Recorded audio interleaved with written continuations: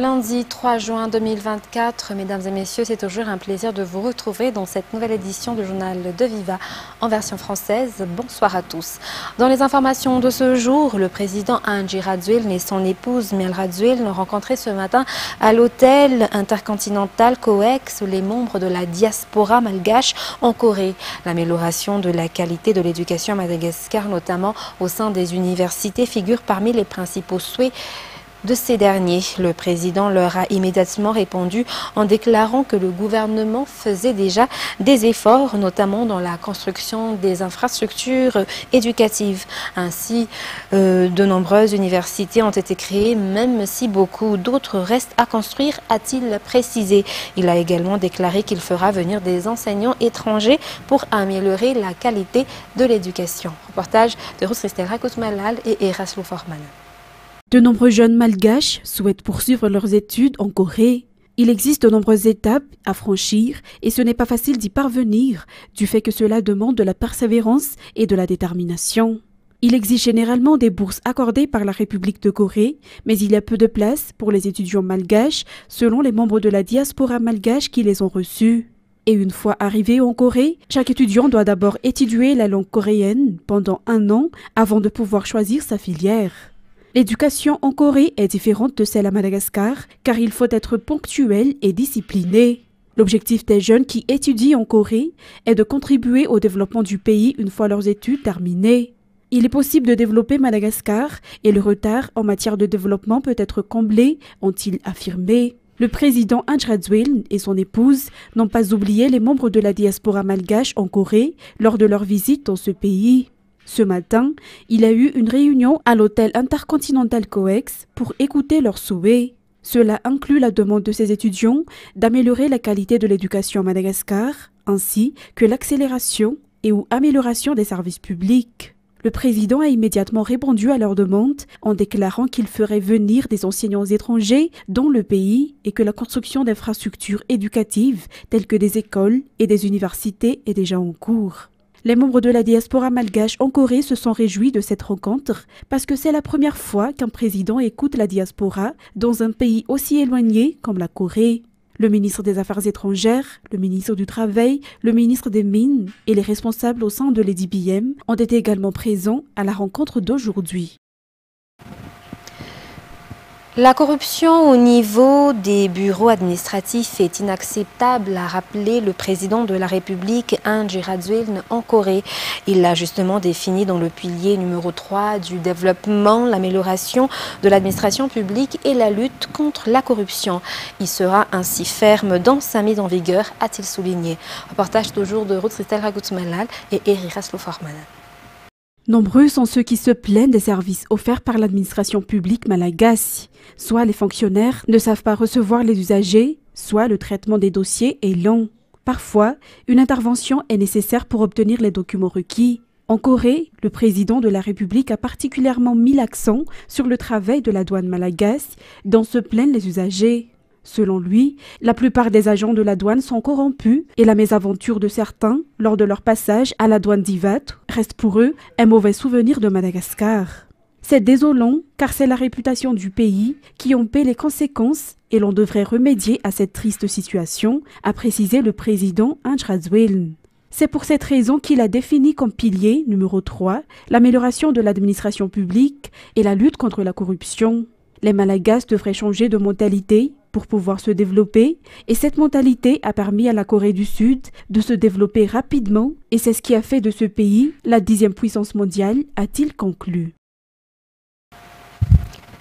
Et dans les actualités de ce jour également, le vendredi 6 juin prochain se tiendra la mobilisation pour débuter la levée de drapeaux pour marquer la fête de l'indépendance malgache. Le comité technique national d'organisation ou CTNO qui se charge de la préparation de la fête nationale appelle tous les Malagasy à arborer le drapeau national pour marquer la souveraineté nationale. En outre, le CTNO a fait savoir aujourd'hui les divers événements en marge de la célébration du 64e anniversaire du retour de l'indépendance et de la création de l'armée malagasy. Reportage de Mira Voulat-Sferen et Brad Denilson.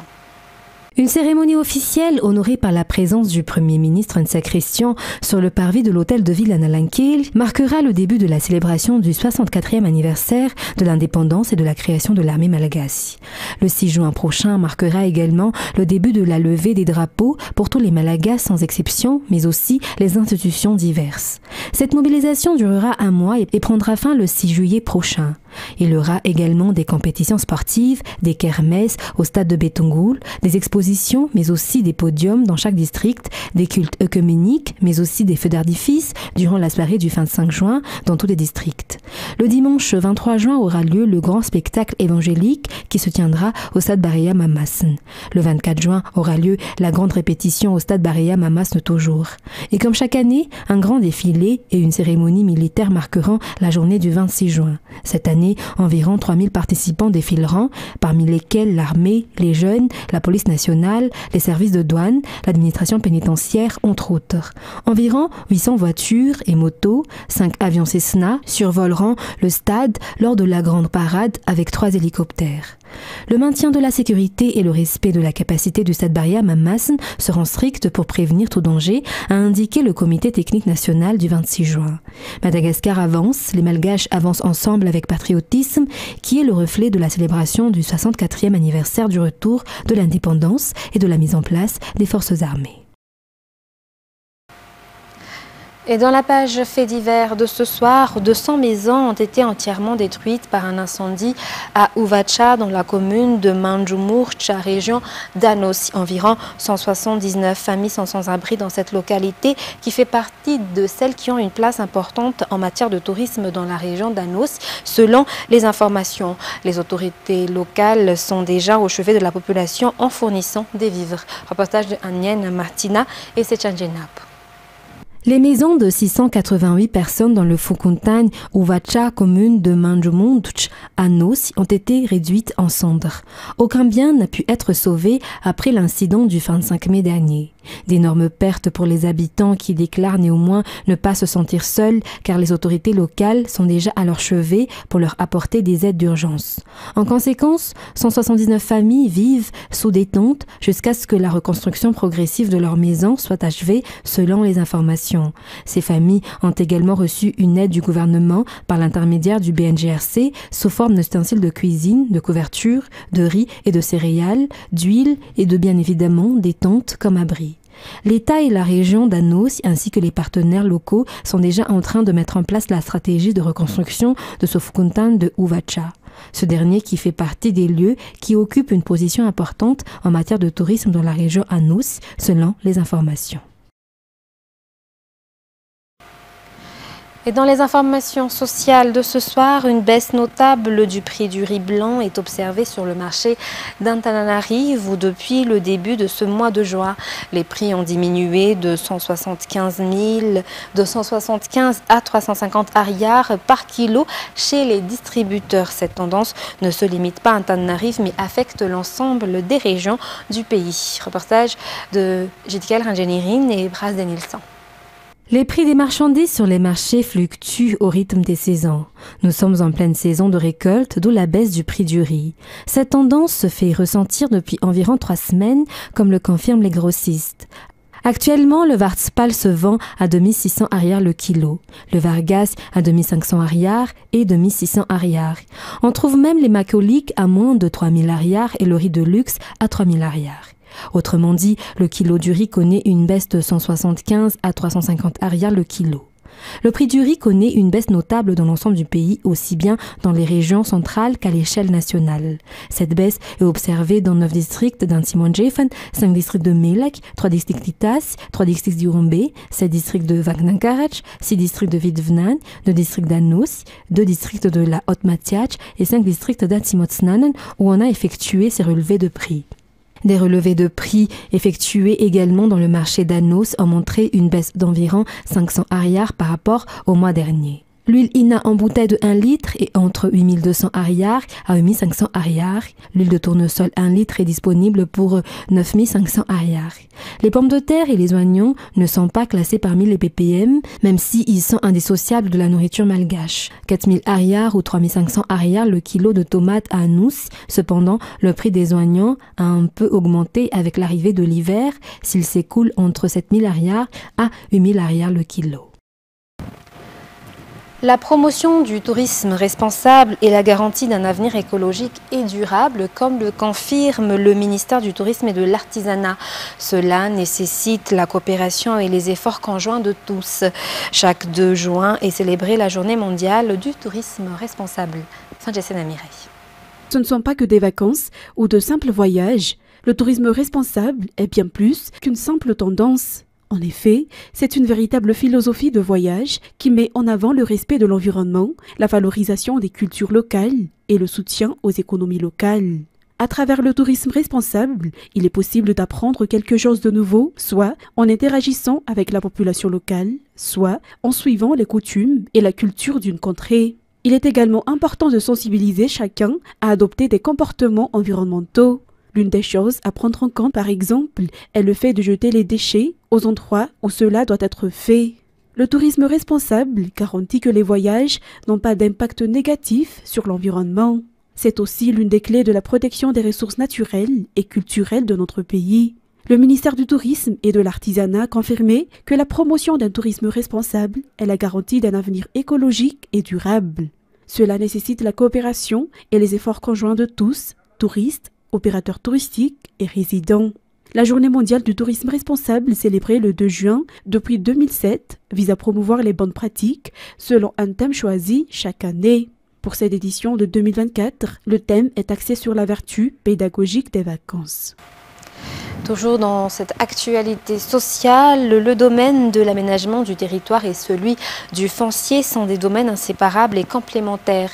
Si l'on possède le foncier, l'aménagement du territoire définit son utilisation selon le plan d'aménagement établi et selon le statut du terrain. Ce sont entre autres les points discutés lors de la formation des journalistes organisée par le projet ProPFR, une branche du GIZ, en collaboration avec le ministère de la Décentralisation et de l'aménagement du territoire au mois de mai dernier.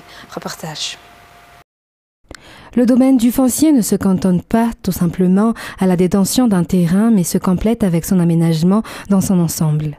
Si le domaine du foncier parle de propriété foncière, c'est-à-dire la détention du terrain et de son statut, l'aménagement du territoire définit l'utilisation du terrain. Cette utilisation est aussi définie selon les besoins de la communauté et selon le plan d'aménagement ou d'urbanisme. Ces plans d'aménagement dépendent des Fukuntane, des communes rurales ou des communes urbaines, mais aussi des régions.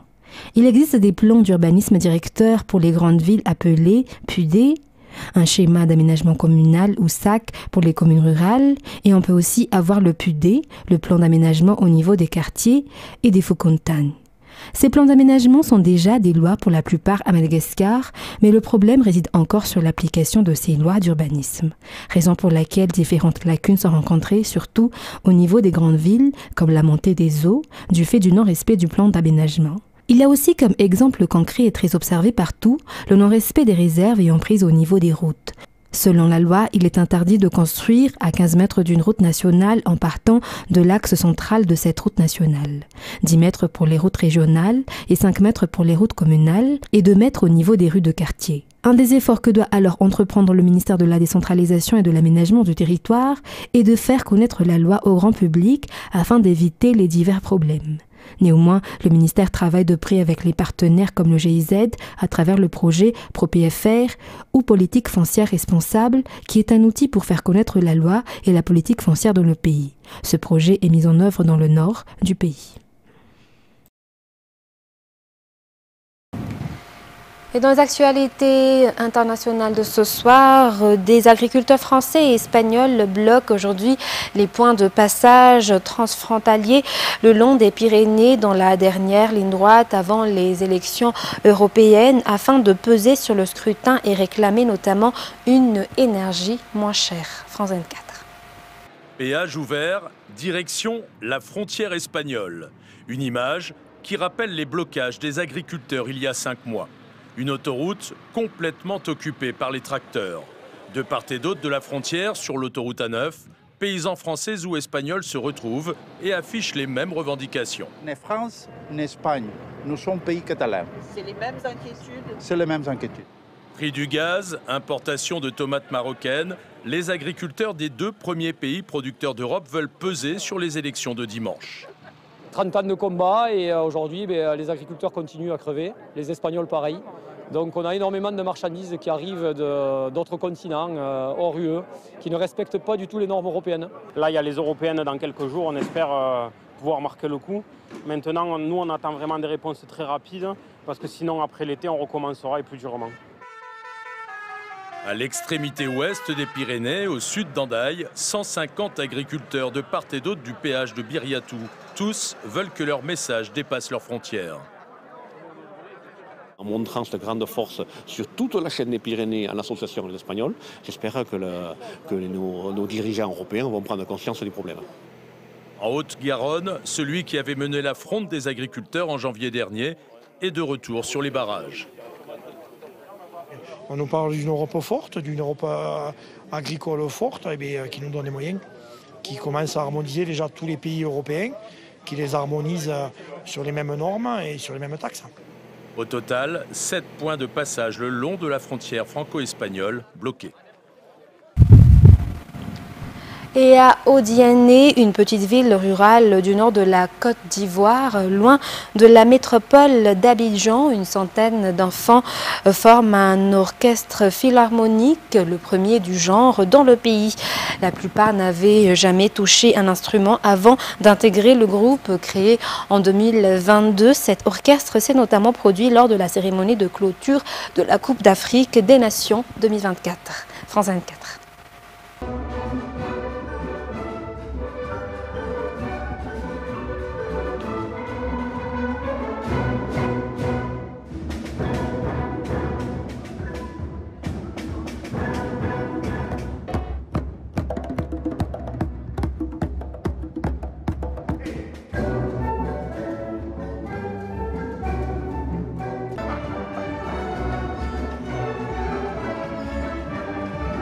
On fait le chemin inverse de ce qu'un orchestre traditionnel fait. C'est-à-dire au moment où l'orchestre traditionnel est le rassemblement de tous les meilleurs qui ont passé les concours, qui ont eu leur diplôme, etc. Ici, l'orchestre d'Odiané, l'orchestre philharmonique des enfants d'Odiané a commencé par l'arrivée. C'est-à-dire on les rassemble d'abord en orchestre et c'est là qu'ils découvrent les instruments, la technique de jeu, le solfège, la musique et tout. 4, 1, 2, 1, 6, 6, 6, 6, 6, 6. Fanny.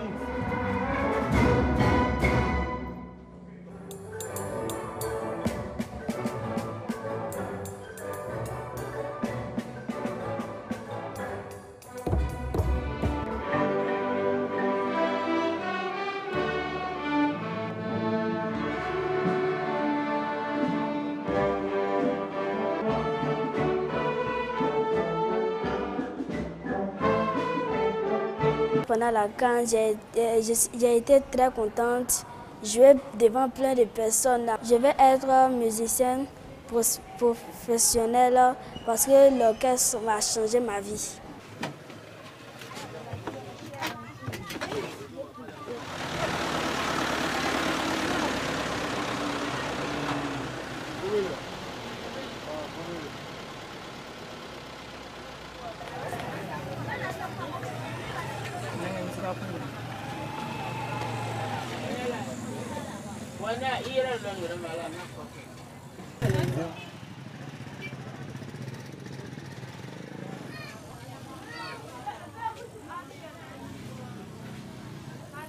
Depuis tout petit, je rêve d'être musicien. Je vais faire trombone et aujourd'hui, mon rêve s'est réalisé.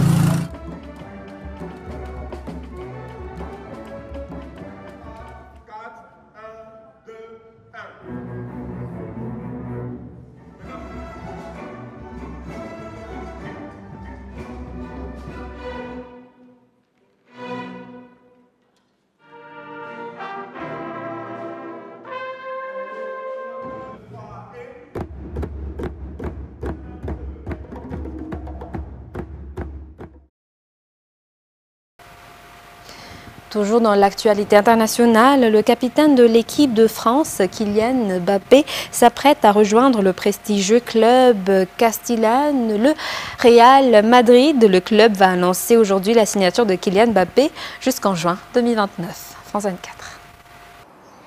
Oui, tout à fait. C'est la fin d'un feuilleton qui aura duré des années. Mbappé va devenir officiellement joueur du Real Madrid.